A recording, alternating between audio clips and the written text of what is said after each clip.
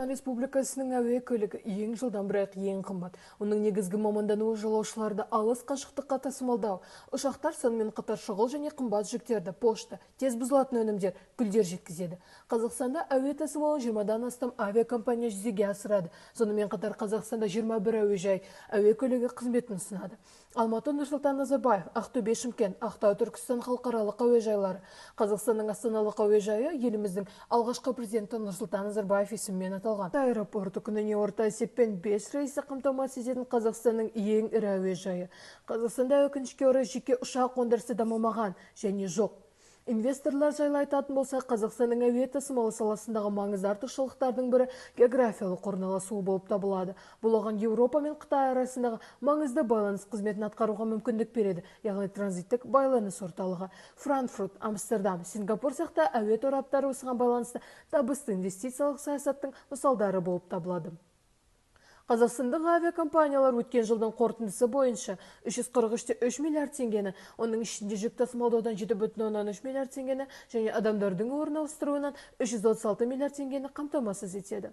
Әлемдік рейтингте әуе жолдарындағы тасымалдар бойынша көш бастап тұрған елдер ақш, Қытай, Канада. Бұл тізім бойынша еліміз 54-ші орынды қанжығалады. Яғни Мьянма мен Украина елдерінің ортасына жайғасты. Қазақстанда Air Astana, SCAT, Flyarsan секілді танымал әуе компаниялар бар. Air Astana Қазақстанның ұлттық авиакомпаниясы, ішкі және халықаралық бағыттардың кең желісі. Ұшақ ұзақ қашықтыққа қызмет көрсетуден өсу оңтүстік шығыс Азияға келді. Дели, Сеул, Пекин, Бангкок, Куала-Лумпур, Гонконг және Хошимин аймақтары. Қолданыстағы Алматы-Сеул рейстері қосымша Air Astana 2015 жылғы маусымда Астанадан Сеулге рейсі іске қосты. Air Astana авиакомпаниясы Франкфуртқа күнделікті рейстерді, Хитроуға апта сайынғы 3 рейсті және Парижге апта сайынғы 3 рейсті орындайды. Еуропалық рейстер Air Aстананың ауқымды ішкі тасымалдарымен, сондай-ақ Ресейдің оңтүстігіне, орталық Азия мен Қытайдың өңірлік тасымалдарымен байланысты. Әуекомпания Алматыдан Иран Ислам Республикасының астанасы Тегеранға тоқтаусыз рейсті іске қосқан еді. Алайда Тегеранға рейстер 2017 жылдың маусымда тоқтатылды. Ресейге рейстер 2022 жылдың көктемінде тоқтатылды.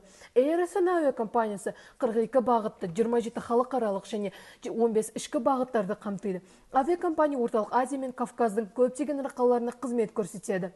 Қазақстанның флагманы Air Astana әуекомпаниясы орталық Азия және ТМД-ның үздік компаниясы номинациясын 10-шы рет және орталық Азия мен ТМД-ның үздік сервисі номинациясын алғаш рет Skytrax беделі наградаларына ие болды.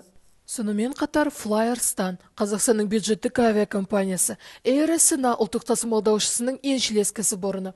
22 жылдың маусымындағы жағдай бойынша Flyarsan 16 бағытта қызмет көрсетеді. Flyarsan алғашқы рейсін 2019 жылдың 1 мамырында Алматыдан Нұрсұлтан қаласына өтті.